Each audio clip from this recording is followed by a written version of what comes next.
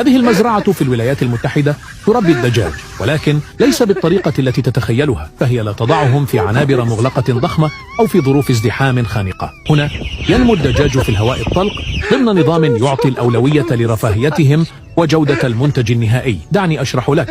يتم تربية هذا الدجاج في مجموعات صغيرة داخل أقفاص متنقلة مصممة لحمايتهم من الحيوانات المفترسة، مع السماح لهم بالتحرك باستمرار نحو مراعي جديدة وطازجة. كل يوم تنقل هذه الهياكل لتتيح لهم الوصول إلى النباتات والحشرات والهواء الطلق، ونتيجة لذلك تطور الطيور عضلات أقوى وتكتسب لحومها نكهة أكثر طبيعية وأصالة. لكن هذا ليس كل شيء. يتم دعم تغذيتهم بعلف خاص خال بنسبة 100% من الكائنات المعدلة وراثيا وبدون مضادات حيوية أو هرمونات، وهذا لا يحافظ فقط على صحتهم بل يضمن أيضا منتجا أنظف وأكثر فائدة للمستهلك. تبدأ العملية داخل حظيرة دافئة حيث ينمو الصيصان ويطورون ريشهم الأول، وعندما يصبحون جاهزين ينقلون إلى المراعي حيث يمكنهم النمو في بيئة طبيعية